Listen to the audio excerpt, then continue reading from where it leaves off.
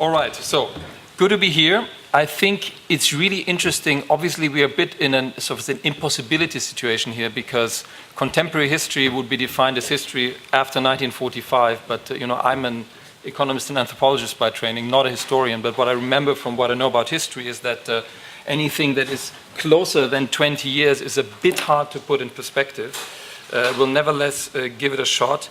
And I think if you think about the previous presentation, especially by Professor Costabile, you will find that the issue of trust, innovation, and state support keeps coming back. Because what I'd like to posit this morning is that in reality, impact investing, and those of you who are active in finance or also interested in the present and not just in the past, will realize you hear a lot about it. In a sense, it is a bit of a surrogate. It's a similar situation where you have a conference of a very powerful idea, a desire to make finance meaningful, as well as real innovations and indeed also state support. Because it's really quite remarkable. In only 10 years, now 11 years, in 2007 the term impact investing was coined. We're now at a market that, according to the leading association of impact investors, the Global Impact Investing Network, comprises over $220 billion US, made more than 11,000 transactions last year, had over 200 investors contributing to their survey. So we really see a phenomenon here where a market is, you could say, almost built out of nothing. Of course, there are antecedents of impact investing. But what I'd like to point out here is that you need to put it in perspective with megatrends. And here we're really talking partially about technology, making it easier to conceptualize new forms of value creation, but also demand segments. For example, the base of the pyramid, $5 trillion US annually allocated by the poor in a cash economy, essentially. Climate change, we do not know how much it's going to cost, but we know it's going to cost a lot, definitely. The low-has segment, so people such as maybe ourselves or part of us, who actually are willing to pay a premium for a product that is sustainably produced and thereby enable innovation, because this enables new forms of business, new business models. And a welfare state, a historical phenomenon, as US historians would know, that is very much in crisis and finds it difficult to innovate and, in fact, extend its coverage to everyone that is needed, with topics such as migration, recidivism, and all sorts of things. So clearly there are certain trends that are changing the environment and that are enabling I would say, a new look at how finance could actually be helpful. So I would probably be slightly less pessimistic than our opening keynote this morning. Does this mean that impact investing sort of just dropped out of the sky? No, certainly not. The idea has been around probably before, that you could actually make financial investment intentionally achieving social goals as well. We've heard it before. It reaches back in the past. However, what is different is that I would venture the quantification and say the sophistication of a theory of change around the extra financial goals. That is something that's generally new, and of course the term is new. The term didn't exist, and if we agree that the term actually sets in motion a movement, then this is relevant.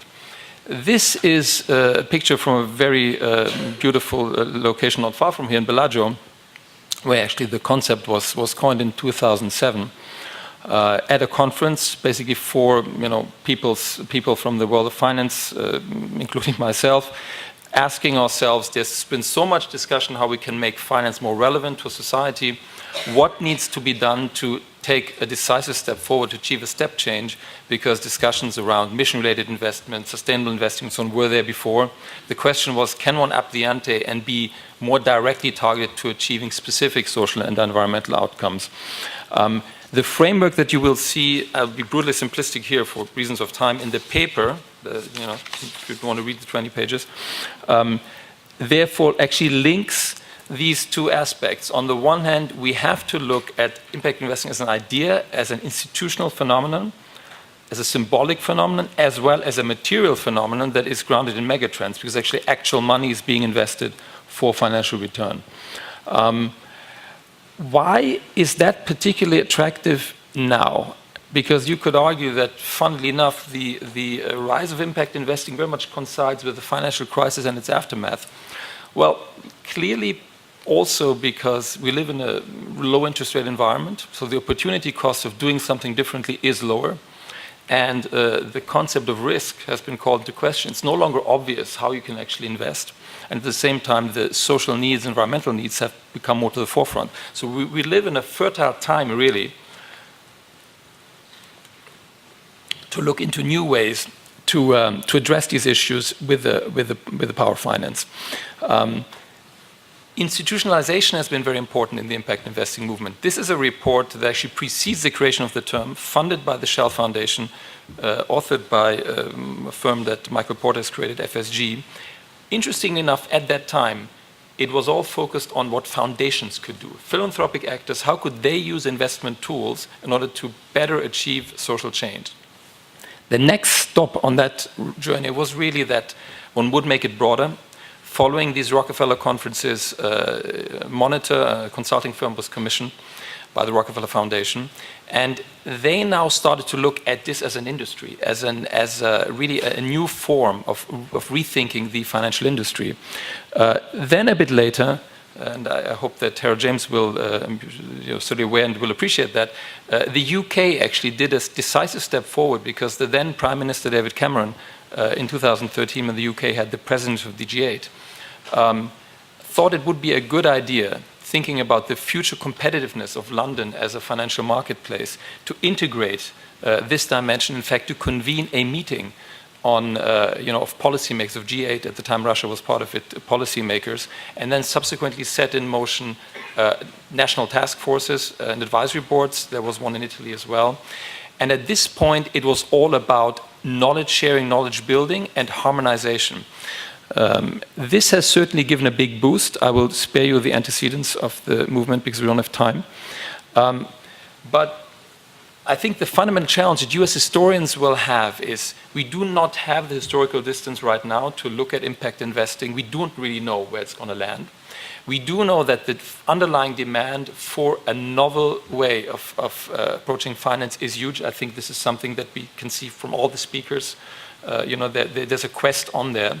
At the same time, we do not really have currently many other credible shows in town, if I may say so. On the one hand, yes, the SRI market is huge, certainly sustainable, responsible investing. The problem is, if you actually look into the details, there's very little agreement of what a good or a bad company is. I mean, this is, for example, data from several data providers who sell their data to the manufacturer of ESG ratings. Well, in the bottom quintile, there's a 50% overlap. So if we cannot agree on what's a bad company, it's pretty difficult to actually manufacture, SRI portfolios that are more than, I would say, probably box ticking. That's one problem. The other problem is that from an inherent perspective, optimizing business practices of companies is great, but it tells me nothing about the impact of these companies on the environment, what impact they have. So there's a desire in markets, among investors, and I would be less pessimistic than some of our previous speakers, to make finance relevant again, linking it more directly with impact. At the same time, it's not really easy to do that in practice. It requires innovation. The hottest topic probably in the impact investing movement in the private market space are social impact bonds. Social impact bonds, very interesting idea where a group of private investors pre-finances a solution that is a lot more effective, that a government would like to see but doesn't want to take the innovation risk for, and then pays a premium if it works. Great, over 100 of those have been done, but the problem is they're basically not at scale. And if you factor in the transaction cost of these transactions, then in fact they would not really happen if it weren't for impact investing as a powerful idea. So we have some work to do here in terms of mainstreaming these instruments. They're a good start, but not more. I think the interesting question that we will see collectively is, what role will the Sustainable Development Goals play? Will there be a utopia at the end of the day? So in 2030 we'll come back and say, well, on most of the dimensions we'll have failed. Or will we have managed to make very significant progress? That cannot be done without finance. That cannot be done without investments in public markets and also in private markets. But that requires that this SRI space and the impact space find some kind of arrangement or merge somehow, because that means if I allocate capital in public markets, I need to get a better sense that the companies I'm investing in are actually having a positive impact on society, are contributing to specific goals, as opposed to just optimizing business practices. So it's a dynamic topic. I think the only way to really understand what's going on, to make sense of it, because it's an emerging institutional world, basically, is to look at both what's going on financially, the material side of things, to understand the institutions that are emerging, what roles they play, and what rules of the game they define, but to also factor in that impact investing is a very powerful idea. And you see that every day, especially among next generation professionals. I see very few people who don't think that they would like to have an impact as an individual, as a professional, and therefore would like actually finance to be upgraded to systematically include impact in addition to considering risk and return. All of this is explained in much more detail here. And I think, am I out of time or not? Because I have my timer as well. Let me see. No. So Thank you very much.